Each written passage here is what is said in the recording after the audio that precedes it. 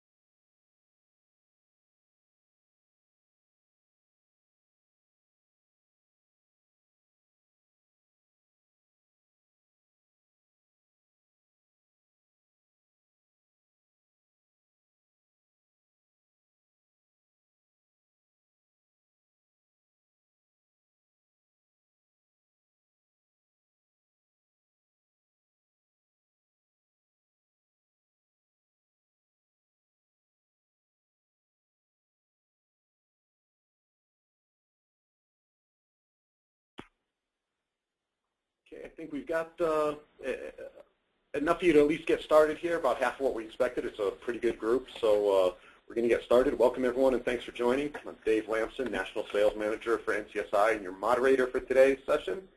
Just a minute, I'm going to turn you over to Brian Hodzik, Senior Network Engineer and CTO for NCSI. Since you joined us for LDMSTraining today, you know that NCSI is a Platinum LDMS partner, and last year we were named LDMS Partner of the Year.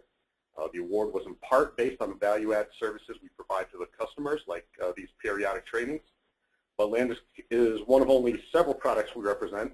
The same value-added services we provide for LDMS are extended to all of our major products. And as you can see on the slide in front of you, those include HP for server storage and networking. If you haven't discussed HP 3PAR and converged infrastructure with your NCSI account executive, you'll definitely be contacted soon.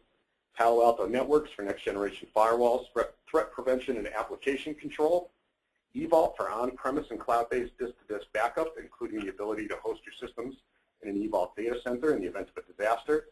VMware for industry-leading virtualization. WebSense for web data and email security, and Citrix for application desktop delivery, including mobile device management. And Digital Persona for biometric identity solutions and single sign-on. For those of you familiar with our product trainings, you'll know that in the past we've typically provided these sessions on site in 3 to 4 cities each quarter. As our product mix and customer base have expanded, it's become increasingly difficult for us to maintain the frequency of these trainings. As a result, we've decided to focus on instructor-led online training to reach a wider audience. In upcoming weeks, you'll receive similar invitations to webinars on the products on this slide. Some will be trainings, some will be more sales-oriented, but we'll definitely identify which will be which on the invites as we send them out. We'll also post the information on our website as they get scheduled and the dates are finalized. Before I turn it over to Brian, a quick reminder on the ground rules. Due to the size of the audience, everyone will be on mute for the duration of the training. Please use the chat window for any questions or comments. Thanks again, and with that, turn it over to Brian. Thanks, Dave. Like Dave said, my name is Brian Hodzik, Senior Network Engineer and CTO here with NCSI. I'll be leading the discussion here today. I'll try and keep an eye on the question section, so please, if you have anything as we go along, please type it into that question box since everyone's on mute, and I'll try and wrap up with the end with kind of an open Q&A if anyone has questions at that point as well. All right, so today we're talking about LANDESK. We want to kind of split up into two halves. Let's first talk about what's new in LANDESK 9.5 Service Pack 2, and then let's delve into some software distribution training.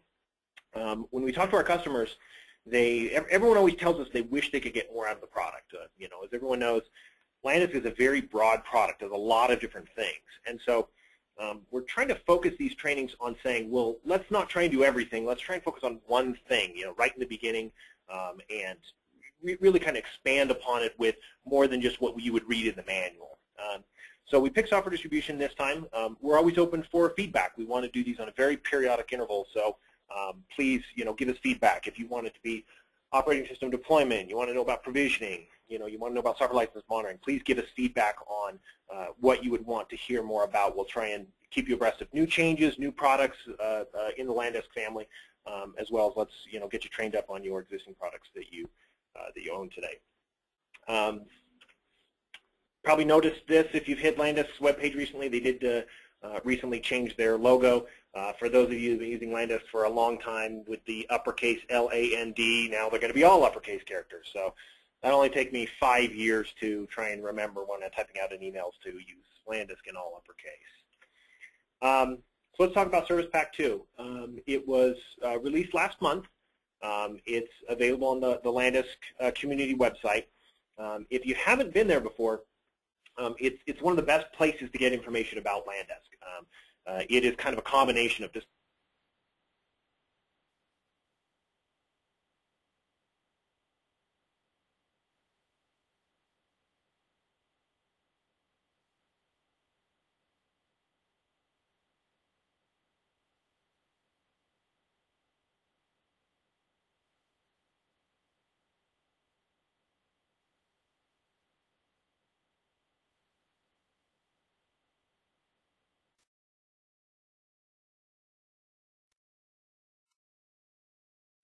if you're having any issues with that, just talk to your account manager, and they should be able to help you out with making sure it's associated with your account so you have the rights to download it. So know that that's a little bit different from years past where pretty much anyone could download it. When you get to that download page, you're going to notice 3 separate downloads that it wants to talk about. So first of all, there's the core server patch, then there's the remote console patch, then there's the client patch. So what do you do with these and where do you put them? So the core server patch goes just like it sounds, on the core server directly. When you install that on the core server, you're actually going to be patching the core files itself, you're going to be patching the console on the core, and you're going to be patching the agent install files on the core. So as you notice with the second file, the remote console patch, that you go and install on like maybe your workstation. If you have the LANDESK console installed on your local machine, you would install this remote console patch for it. You don't need to go back and take that patch and put it on the core. You only need to run that first patch on the core to make it happen. Next, we have the client patch. These are it's the actual executables and files associated with patching your clients out on all your workstations. We'll talk about the best way to deal with that, but if you need a standalone version of it, you can grab it right there. Again, you do not need to apply this to the core server because the core server patch includes all of that. If you own LANDESK Data Analytics, grab this next link, either if it's regular LANDESK Data Analytics or LANDESK Data Analytics for SCCM. That's just a new install for Service Pack 2. If you run LANDESK Mobility Manager, it's relatively unchanged. You don't need to do anything as it relates to Service Pack 2. If you're not familiar with what the changes happen with Mobility Manager, it's relies heavily on a cloud-based platform now. So when there's big changes and updates and things like that, it usually happens off-site in the cloud, and your local implementation doesn't need to change much. That was done to help speed up when new operating systems and so forth come out for mobile devices. We don't have to worry about revamping our entire internal infrastructure to accommodate that. We can, we can do it much more quickly. Just like every service pack, it's not perfect. We've had several implementations of it so far. Customers have been giving us almost all good feedback. We have had 1 or 2 kind of small issues with particular implementations. I'm not incredibly worried about the service pack as a whole, though, because most people are coming back and saying it's a good success. I would encourage you to reach out to us if you're having any hesitations or you have a particular situation that you're concerned about as it relates to Service Pack 2. So please just reach out to us if you need some help diagramming how it would work or the impact on your different machines. Please let us know. So let's go through the mechanics of installing it. So the installation of the actual patch itself is not particularly difficult. You simply install the files on the core server. You run through the installer, and it asks for a reboot through the installer, and it asks for a reboot. If you have remote consoles, you have the Landis console on your local workstation, you also need to install that second file that we talked about on the previous slide that is the console, the remote console patch. So just run that on your machine, reboot, and then you're able to get into the console. Now, first and foremost, agents are backwards compatible. So don't feel like you're in a rush. And this is not just with Service Pack 2. This has been with every previous version of Landis for many, many years. The agents are backwards compatible. So you can get your core up to 9.5 Service Pack 2. Don't feel like it's an emergency to get out the agent for 9.5 Service Pack 2 out to all your individual client workstations. Since it's backwards compatible, the only thing that you're going to miss out on is any new features or any new bug fixes. If they fix some particular bug or there's some fancy new feature that you're looking for, we may not get that kind of functionality, but we're still going to be able to remote control and patch and push out software to your 9.5, 9.0, 8.8. We go quite a ways back in terms of backwards compatibility with our versions. So I'd still encourage you to get your agents up to the latest version, but don't feel like that's the most important thing you need to do right after rebooting, after you upgrade your core. So how do we get our agents up to date? There's a couple of different methods.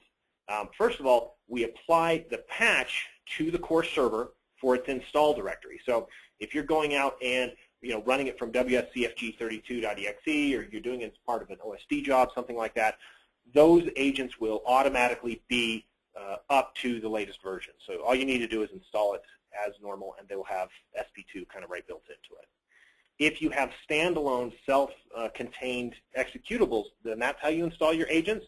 Those are now out of date because those are kind of a one-time thing. You create it, and then it's a static version of that agent. When you upgrade on the core, those are not affected. So I would go and erase those and just simply recreate them. Just right-click on the agent and say create a self-contained client executable. There's also a button inside the agent configuration that says Rebuild All.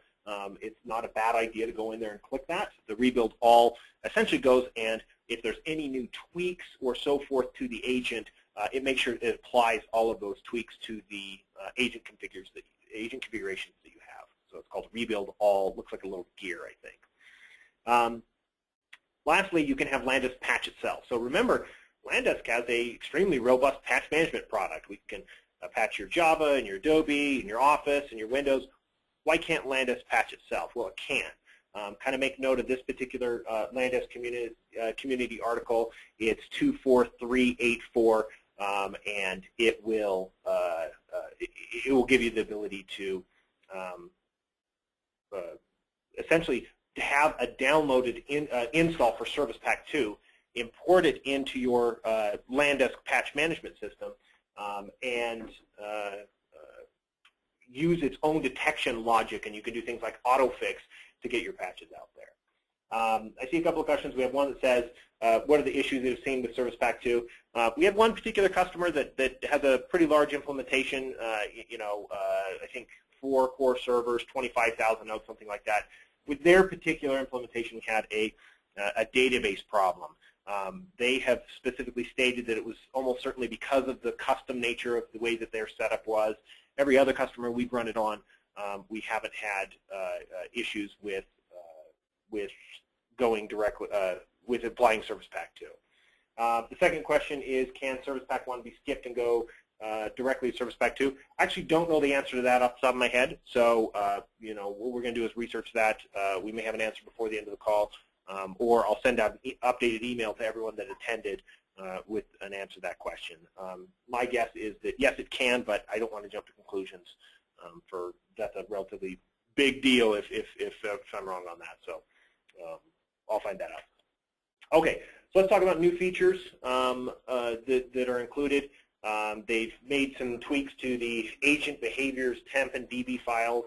That's a pretty obscure change that probably not too many people really need to worry about. Antivirus, if you do run Landisk antivirus, this is kind of important. It gives us the ability to say, should we apply Kaspersky AV patches when we do a pattern file update? It's actually turned off by default because you don't necessarily want to have that turned on. So, you know, kind of keep that in mind that it's off by default. If you want to turn that on, you just have to go and enable it. The one in red here under inventory is a pretty big deal. Previously, we were having some issues on determining what is a laptop and what is a tablet. It used to be easy, you know, a laptop was a laptop and you know, an iPad was a tablet. Well, we're kind of perverting the difference between those two with these, you know, Surface tablets and things like that that are half tablet and half laptop. So they're just going to change the distinction. We're just going to call it portable. So that way we don't have to be wrong half the time on whatever the devices are. We're just going to call it a portable type. Windows 8.1 support in Landisk Patch Manager. Quite a few options on this. I really just went and got this information off of the Landisk community page, the README associated with Service Pack 2. I don't want to bore you with every last little detail in here. Please go and read that. Read me if you want to know all the individual details. I'll kind of tell you the highlighted things that I think are interesting. There is a single sign-on capability to HTML remote control. For those of you that don't know what the HTML remote control is it's Landisk's vision for the future. So Landisk kind of has a long-term idea that we may stop using as much specific, you know, Windows-based applications in the future. So rather than you know, turn it over kind of in one day, they're going to kind of slowly plug away at individual features, and this is a remote control is a good one to start with. So in 9.5 they introduced the ability to have the remote controller, so you as a help desk engineer or something like that, be able to remote control someone with an HTML5 based agent. So geez, you can do it from your Mac, from your PC, from your iPad. You can just open up an HTML web page and be able to remote control them. Eventually, we're going to probably see everything go into HTML5 based. You know, there is currently a web console today. My personal opinion is it's not that great. It's always better to use the fat console. It's faster, better, but we're going to slowly see it migrate over to HTML5 because that provides a much more rich interface. I mean, look, we can do remote control. That proves how good HTML5 can be for us.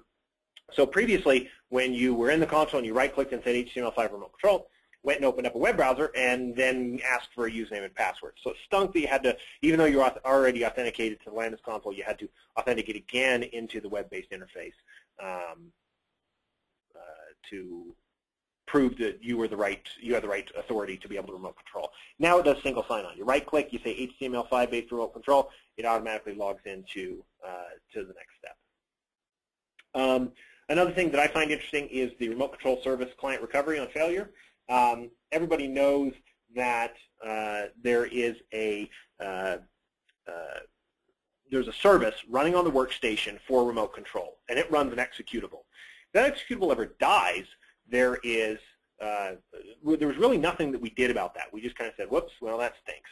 Now we've turned on by default the recovery mechanism. So inside of Windows services, you can say if this service ever dies, you know, automatically kick off a restart.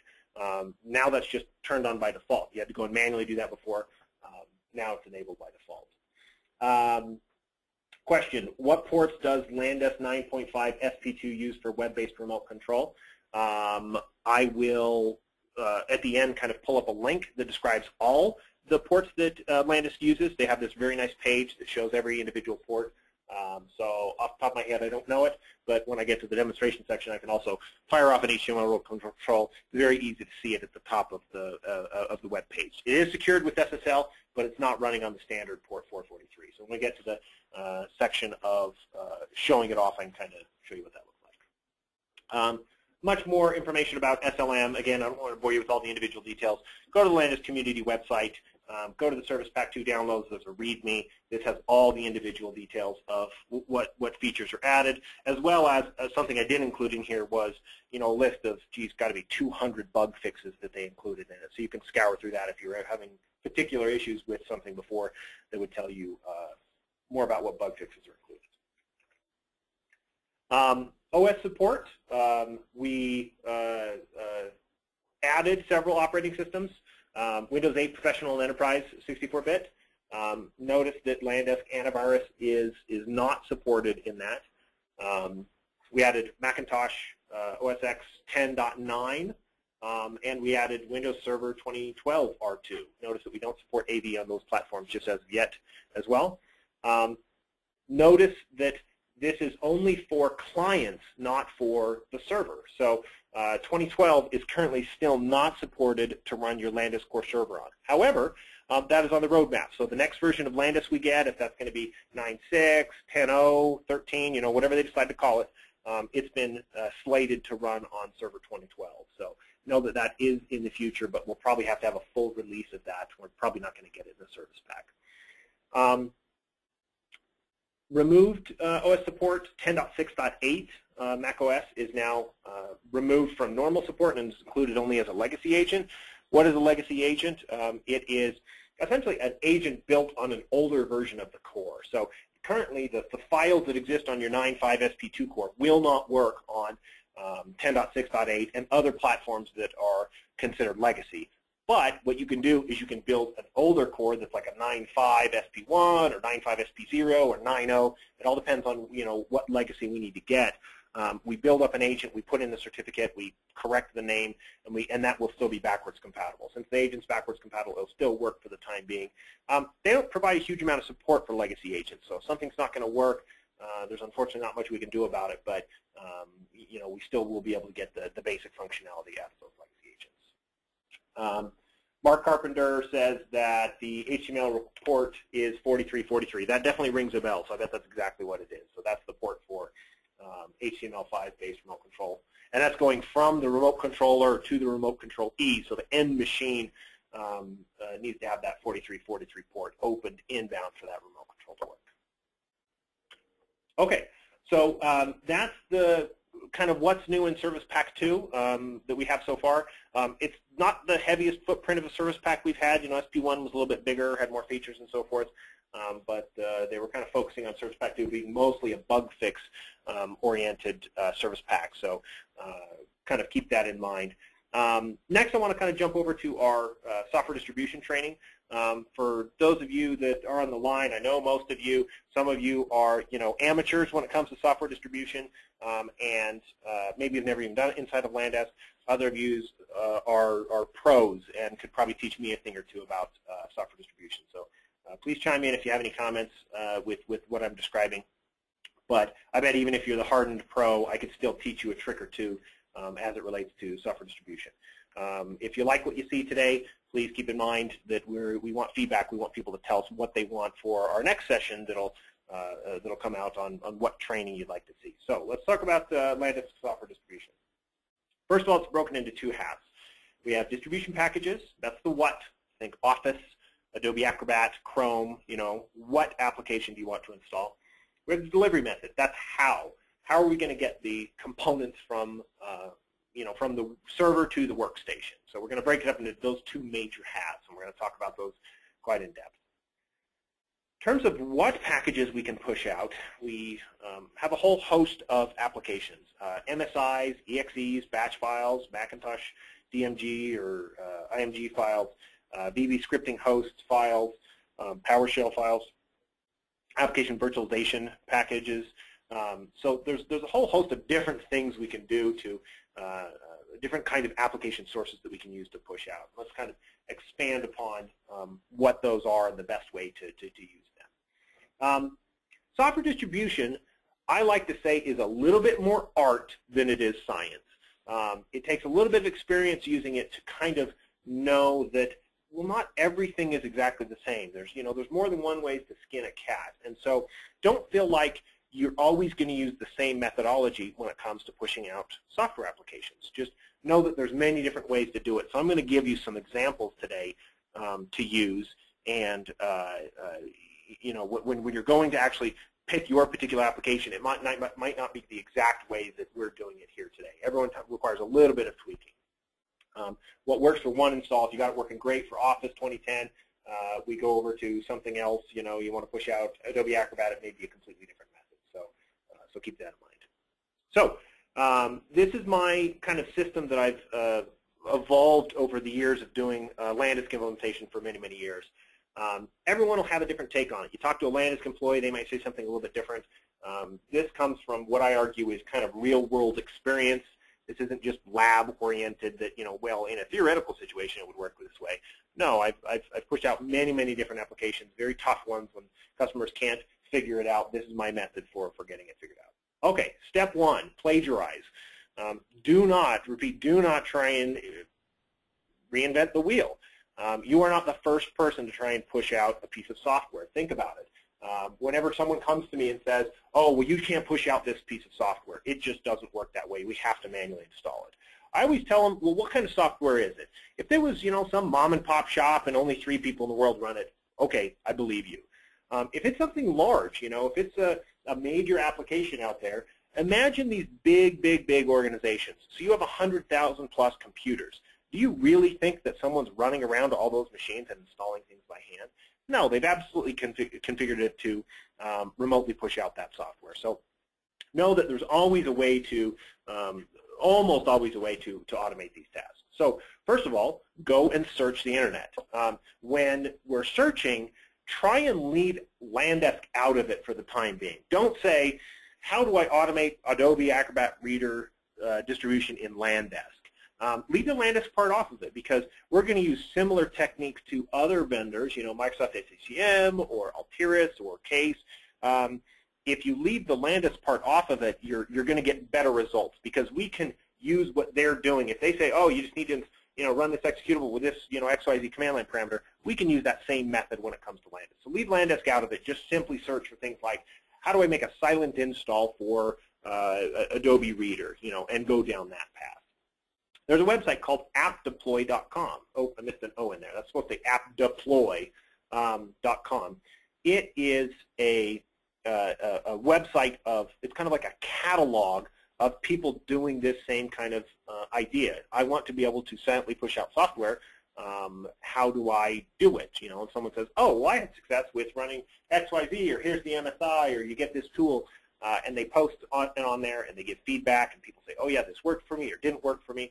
So the app deploy is a great, easy shortcut to get to it. Joe Beatty points out that it actually redirects now to itninja.com. That a company purchased it. It was actually Dell purchased it and renamed it. I always go to the old URL of appdeploy.com. It's easier to remember, and it redirects you over there. But this IT Ninja site is the same thing. It's just a catalog of applications that you're able to push out to, and people have had experience with before. So thanks, Joe. Okay, so lastly, number 4, the vendor website. So if any of these are applications that are pretty large, think Microsoft, think Adobe, think these big vendors, they're having their customers ask them, how do I automate the implementation of this software? How do I push it out? So very likely they might have some documentation on their website that says how you do it, or what the command line parameters or common methods for doing it. So make sure to hit their website as well. Okay, so here's my personal order of how I would choose to push out a piece of software. So what's going to happen is you're going to have a piece of software, and EXEs, and batch files, and PowerShell, and all this stuff. How in the world do you know which one to use? So this is my kind of order. And if you don't take anything away from the training, just pay attention to this one kind of a page, because it can save you quite a bit of grief down the line. So first of all, I think the best tool is a vendor tool. There's several examples of that. Adobe Customization Wizard can customize Adobe Acrobat and Reader installs. Microsoft has the Office Customization Utility. When it comes from the vendor, it's going to be extremely robust. It's going to be supported by them. It's going to have every last little option in the world that you can imagine. So vendor tool is the best and first place that I should check. And again, don't just check the vendor website first. Check Google first, because oftentimes you'll be able to find it easier with other people referencing that particular vendor tool. The second is an MSI. If you're not familiar with MSI, so that's the Microsoft installer format. A good chunk of installers come this way today. The MSI is great because it has the ability, it's built in to make it silent. It's built in to support multiple operating systems. This installer can work on XP and 2000 and Windows 7 and Windows Vista, even 64 and 32-bit sometimes. It has a built-in uninstaller There's lots of really good reasons to use an MSI. So if you can find an MSI, great, let's run with it. The third option is an executable with a command line. So a good example of this is people that are pushing out to multiple platforms, like Firefox. They will want to give it as an executable. There's oftentimes just a command line switch. We just put a -ms switch on the end, and we can make Firefox silent. Now, here's where you start to need to do a little bit of sleuthing. Oftentimes, a vendor will say, well, here's our installer. It's a 500 megabyte exe, and that's all you need, right? Well, go grab 7-zip or go grab WinRAR and have that on your system when you're dealing with these kinds of packages. Right-click on it and see if in the context menu it allows you to extract that executable. 9 times out of 10, it's not really just an executable. What they've done is they've taken their MSI and all of the associated files needed to install that MSI, and they've combined them together into a executable that's just a self-extracting executable. So you can just right-click on that exe and explode that file out there to see the, the MSI on the inside, and then obviously that's the easiest for us to push out. So grab 7-zip, right-click, look to see if it can be extracted. Geez, you'd be surprised how many times that works. Next is a batch file. This comes in handy if you're running multiple tasks. What if you need to install Firefox? Then you need to install a plugin. Then you need to update a particular file. You might need to do many steps as part of that. A batch file is an easy way to have a multi-step process associated with an install. Next, we have repackaging with Admin Studio. We'll go into this a little bit further later on, but this is the ability to take an installer, I don't care if it's an exe, batch file, whatever, and turn it into an MSI. I don't want to say this is the last resort, but this is, towards the bottom. I don't want to do this with every package. I don't want to start with this. I want this to be just like it looks. This is number 5 on the list of order. I go through the top 4 first, and then come down to Admin Studio. And I'll tell you kind of how that works a little bit later. And lastly, conceive to beat and install it by hand. This rarely happens. I can't tell you, I can count on one hand how many times I've had to give up and not be able to push out an application. And that is not a challenge for you guys to then email me afterwards and say, hey, try and, I bet this one will stump you. I'd be more than happy to help, but I don't think I can handle that many requests. Okay, so let's look at a vendor tool. This example vendor tool is the Adobe customization tool. A lot of people want to push out Adobe Reader, and they want to make it silent, and they want to configure it their way. Well, this little tool I just download for free from Adobe's website, point it at the Adobe installer, and it creates a transform file for me. I'll show you what that looks like next, but essentially it's an answer file. I can do things like, look, suppress the EULA. I don't want the EULA to be popping up. Let's go ahead and acknowledge that on behalf of the end user. I can turn off updates, so Adobe updates aren't trying to rattle off all the time and annoy the user, and maybe they don't even have admin rights to run it. Shortcuts. I hate the desktop shortcut for Adobe Acrobat. Who in the world ever clicks on that and then says File, Open, PDF? No, everyone goes to the file and double clicks on it. So I like to go through here and tweak those kind of changes, spits out an MSP file, and then we can use that as part of our installation. We have the Office customization tool. This is in 2010. It's built right into the installer. So all you have to do is run setup.exe/admin, and it will run this customization tool for us. We can put in our product keys. We can say install Word but don't install Excel. We can create shortcuts. This one's extremely robust, has a million different options that you can choose for how you want to tweak your installs. One thing to keep in mind, though, is this is only available on volume license versions, so things like Professional Plus or Enterprise. You can't go down to Best Buy and buy a copy of Office and run the customization wizard. I have had struggles with that in the past of, you run it setup.exe/admin, and it just doesn't work. It doesn't usually provide you any feedback or anything. So note you need the volume license versions to be able to do this. Okay, so command line. We're past the vendor tool. Let's talk about kind of command line oriented installs. Let's use an example of Firefox. A tiny bit of Googling will let you find that this is right on the wiki on Mozilla's webpage. So it's right from the vendor website. Tells us that you just simply run the path to the executable -ms, and that makes a silent installation file. So it's as simple as that. Now, not everyone's going to have this -s Some people, or this is -MS, some people do -S, uppercase S, /S. Everyone does it a little bit differently.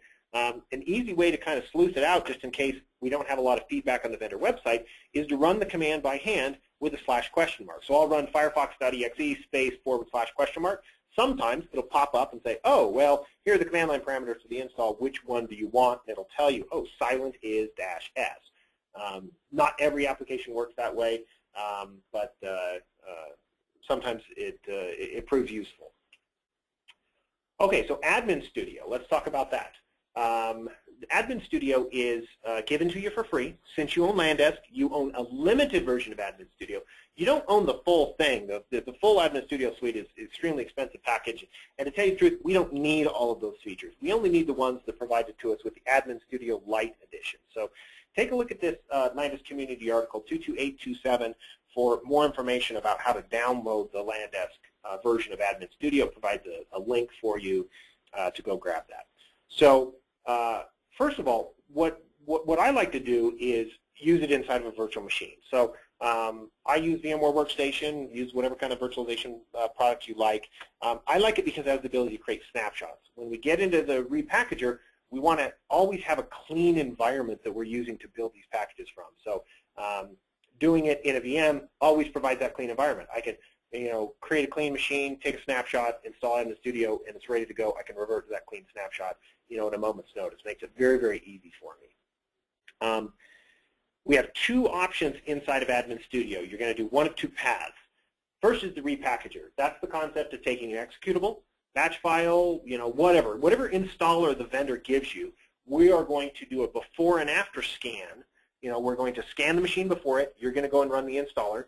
Then we're going to scan it afterwards, and every file and registry entry that we see, we're going to bundle up inside of an MSI. What's great is that it is pretty easy. You just, next your way through the wizard. It's not incredibly difficult.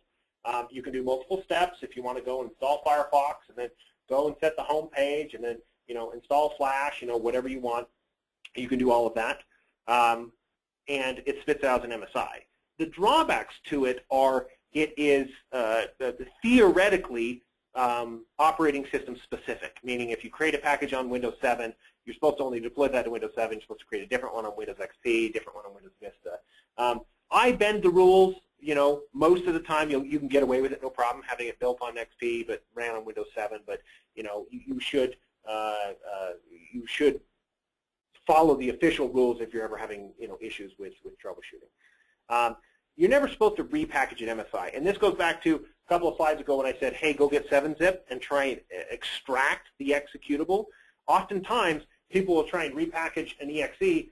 Turns out it was just an MSI on the inside. So,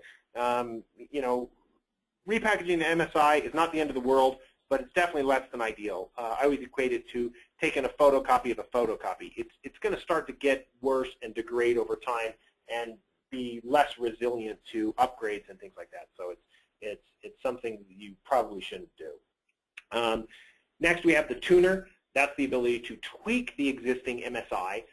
Let's say you want to do Office or something like that, and there's those features that says which, when you go through an install and then you choose the custom, and it lists the 10 different components, and some of them are set to install, some are set to do not install, you can go into the tuner and create an answer file and say, oh no, I want this option installed, but that option not installed. So you can kind of tweak and add certain features. A couple of questions. Can the repackager be used for uninstall as well? Theoretically, yes. In practice, I don't like it. I'll show you the better way to uninstall later. So stick around and we'll talk about that in the end. And unique builds for 32-bit and 64-bit, yes. When you're creating packages with the repackager, you need to have separate 32 and 64-bit builds. Again, that is the letter of the law. You read the documentation, you read advice. That's what they tell you to do. Can you get away with it? Usually, you can get away with a 64-bit package or a 32-bit package working on a 64-bit machine, but usually not the opposite of that. If it's 64-bit binaries that they put on the machine, those won't be able to run on a 32-bit machine. So the best practice is, yes, separate builds and not try and cheat, even though cheating sometimes works with the 32, 64-bit. Okay, so here's where we get into a little bit more of the mechanics of pushing it out, a little less theoretical, a little bit more practical, what you're going to see in your console. So when you right-click and say New Distribution Package, Here's kind of the screen that comes up. We put the name at the top, we put in a description, and we point to the primary file. You can see the primary file right there says, this is the root installer. If it's an exe, we point to the main exe. If it's an MSI, we point to the main MSI. And we reference that individual file kind of on this first page right here. Something interesting happens when we point to it. We create a package hash associated with that particular file. We do that because when we get into our distribution of that particular file, we don't want it to ever come across corrupt. We want to know if there's a corrupt file. So we take a hash of it, we compare the hash on the other side to make sure that it wasn't corrupted as it was brought across. If you ever go and replace your executable, you need to come back into here. It's not in this menu, but you can right-click on the package and say Reset Package Hash. It's a very, very useful tool to essentially say, hey, clear out all the hashes, reset them to what they are, reread those files, and recreate the hashes.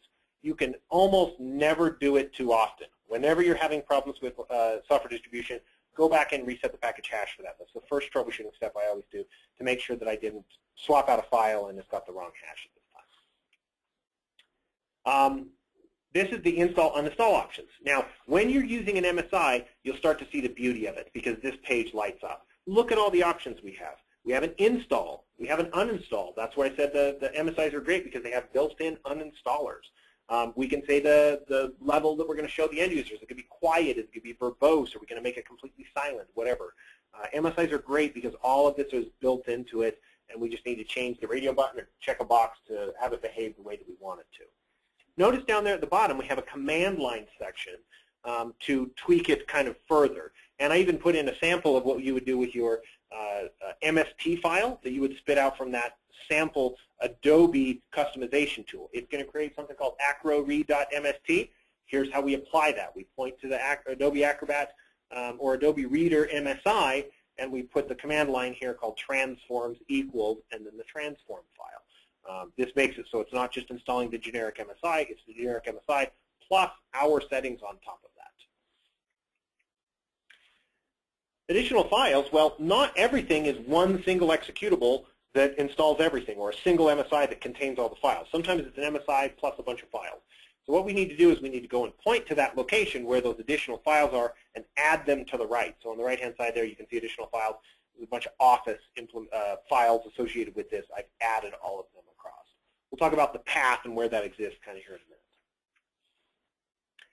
minute. If we create an uninstall associated with the package, we can actually have it linked between the two so that the installer knows about the uninstaller. The logic behind that is maybe what if you want to push out based on Active Directory group membership or Active Directory OU location. You could say things like, when a user is added to this particular group, install this application. Then keep track of that user. If the user is ever removed from that group, then actually run this particular uninstall. So we can uninstall if a user is removed from a group. And so that makes it so that you can kind of link the two, and it's not a one-time thing. If they're removed from the group, it would be automatically removed. There's a question, where's the option to put administrative account? Oh, I'm going to get to that here in a minute, so hang on. Oh, it's the next slide. What a perfectly timed question. So the default says to run as the local system account. The local system account is great because it is always has admin rights. It doesn't have like UAC issues, and it works even if the user's not logged in.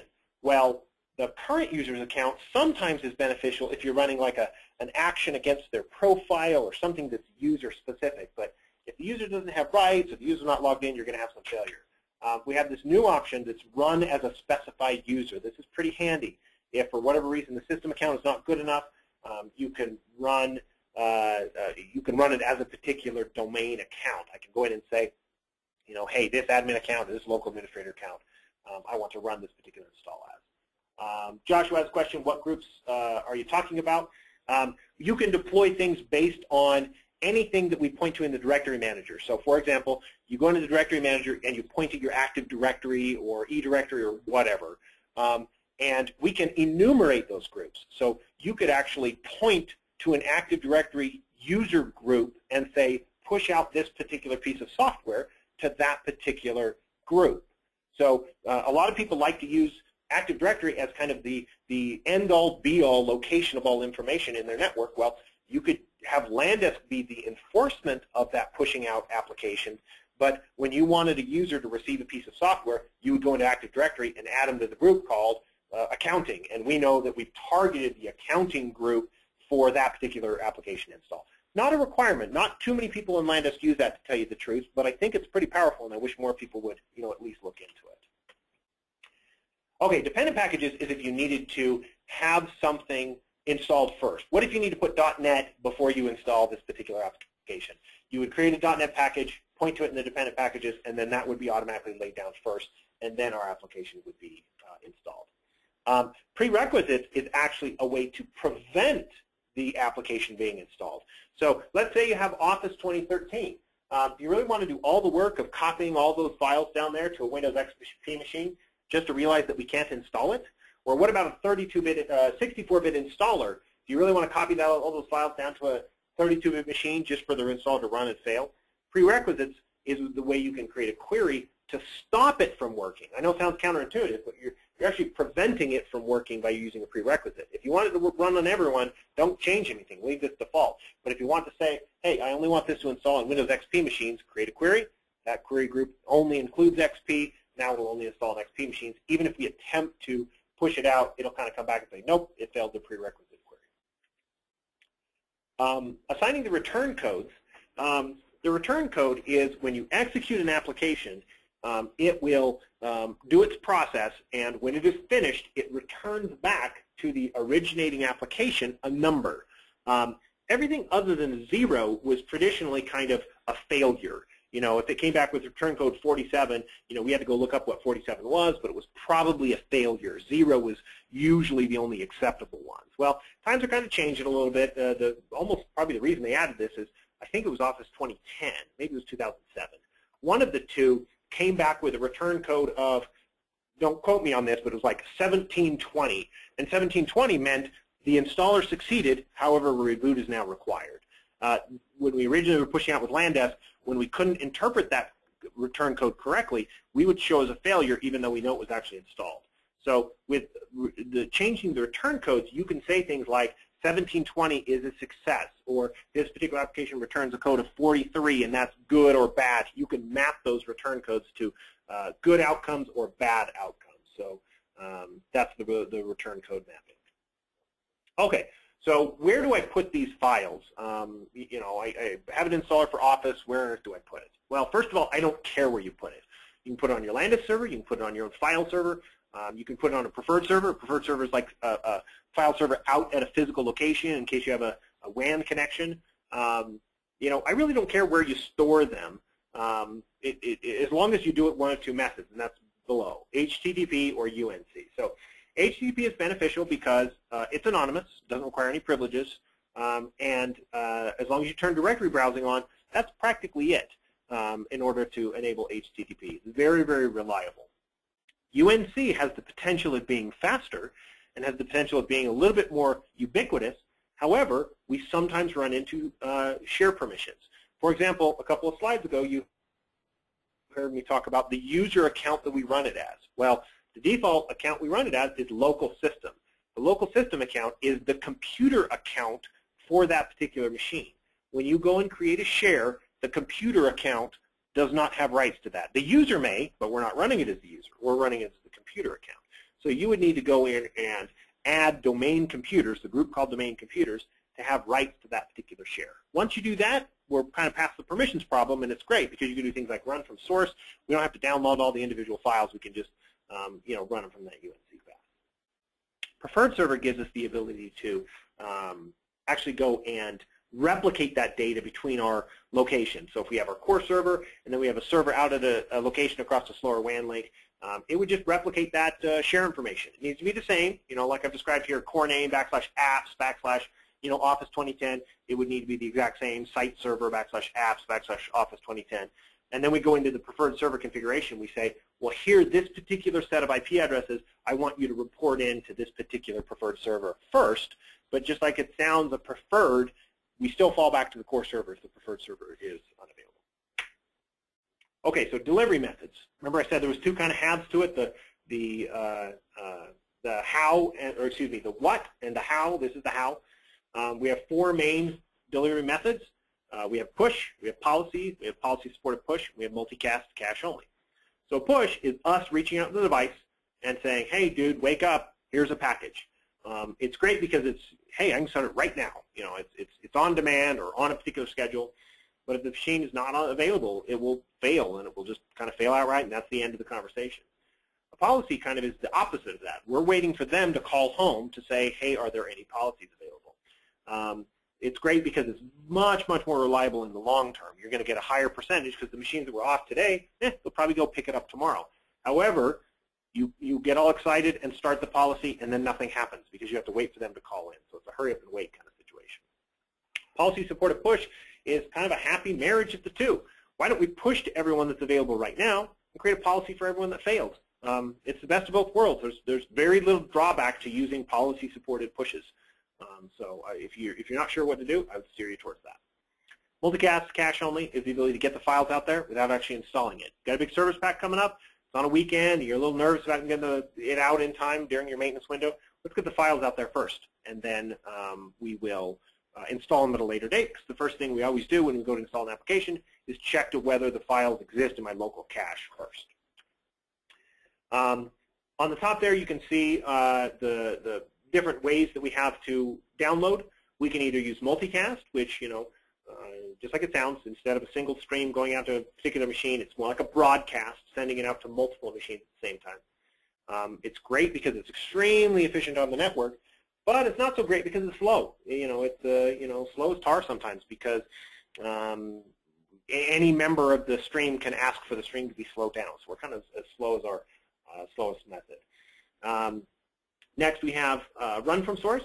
This is great for UNC because you can actually, instead of looking at like Office 2010, there's 500 files in there. Instead of copying 500 files down and then going and kicking off the install, we just run it from that network share. If we don't need all those 500 files, we don't copy them down. So it's extremely fast, but it's got a high failure rate because if the permissions are not right, if the machine's not on, if there's a network interruption, it's not going to work. I love run from source for testing, but then when I get down to the real implementation of pushing it out, I have to use the next one, which is download files.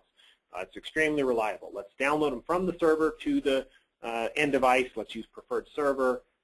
Let's grab all the files and grab all the hashes, even if we're going to grab some redundant files. Next, we have pre-cache. Just like it sounds, get the files out there. Don't actually do the install.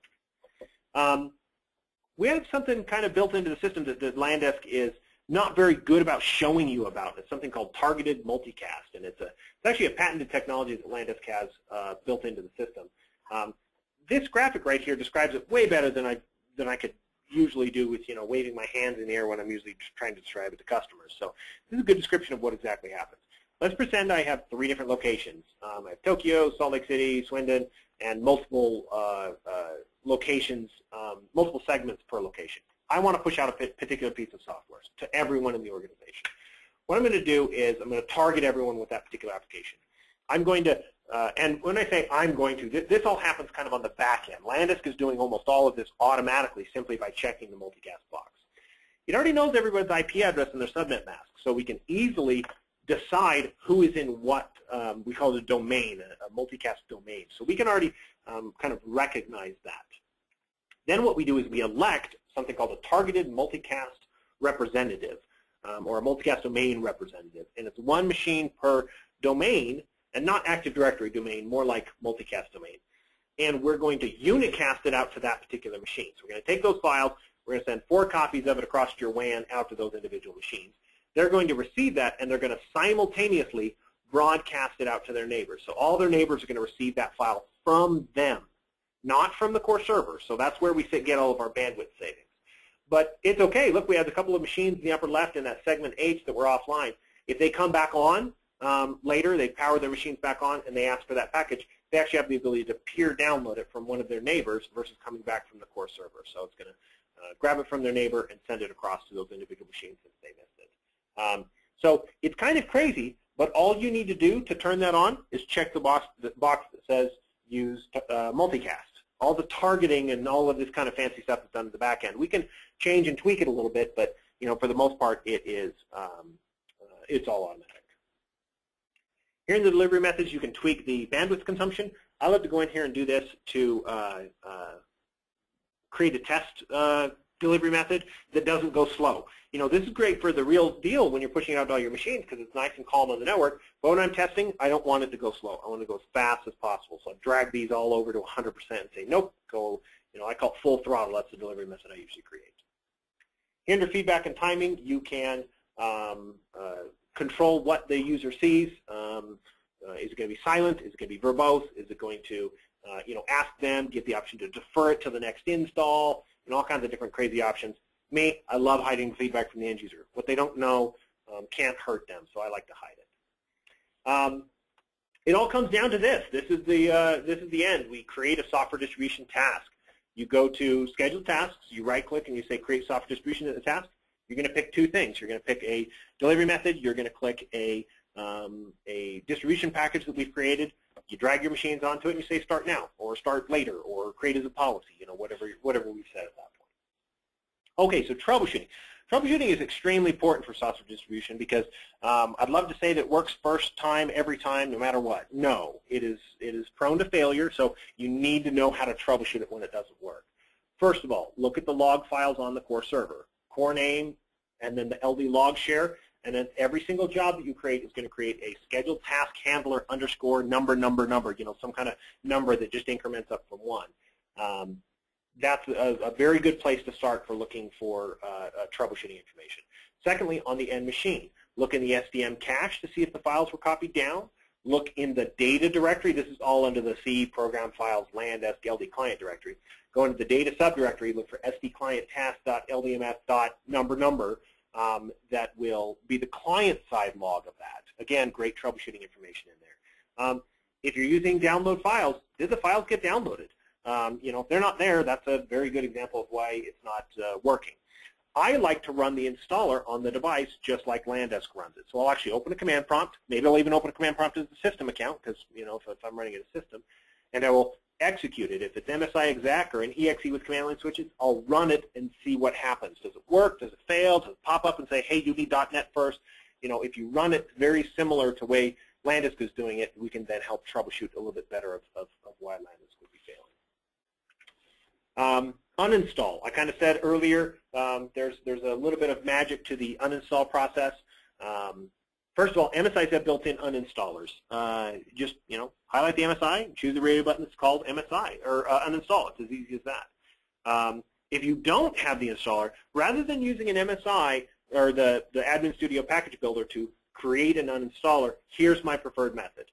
Take a look at the registry, go to HKey Local Machine, Software, Microsoft, Windows, Current Version Uninstall, and look for the uninstall string associated with that particular product. So in this case, it's Apple iTunes. There's the uninstall string. There's a couple of things you need to know about it. MSI exec /I means look at the information of it. That's almost like a change when you're familiar with admin programs. That's change, not uninstall. Simply change that to an X. X means remove. That's just a standard MSI exec parameter. So I could take this MSI exec /I and then that big long string, simply change it to an X, put it in a batch file, all of a sudden I've created an uninstaller. I much prefer that over creating an uninstaller from the Admin Studio. This is just the tip of the iceberg. You can do 10,000 other things with software distribution. You can do the software distribution portal where the users get to choose. They get to go and pick from a list of applications they want to install. You can do the application virtualization so that the apps aren't really installed. They're just virtually there. And there's a Landesk add-on that does that. LDAP-based distribution, I kind of talked about that a little bit, where we're pointing to Active Directory or some other kind of directory service for our targets. Instead of us dragging machines on manually, we're getting it from an external source. Provisioning. I have a lot of customers that use provisioning not just for operating system deployment, but actually to push out applications. It's complicated. What if I need to install this application, then reboot, then stop this service, then replace this registry key, then reboot, then install this? You know, for a big, long, complex job like that, provisioning does really, really well because it can handle reboots really well. It can do all these different steps. So look into provisioning for something like that. If you want more information on advanced software distribution, you know, just hit up your salesperson. They'll be able to get you in contact with me or you know, one of our other engineers that would be able to help you create a more advanced software distribution job if that's what you're looking for. All right, So we're up to the Q&A. We're really running low on time, so bear with us for just another couple of minutes. We have a couple of questions out here. Let's see. Does multicast options require configuring switches and routers that allow to the rated those?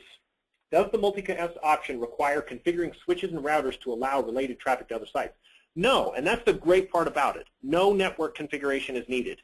The whole targeted multicast goes around your WAN. I don't care what your routers do. It doesn't matter. Your switches don't need to do anything special. No infrastructure changes are required to be able to change that. Seems like things have ended up being hidden. I don't understand that question. I'll have to ask that one offline. How do you enable remote control service auto restart in SP1? You'd have to manually do it at the service level. You know, you'd have to go into the individual services in Windows, go to the recovery tab, and there's an option that says restart.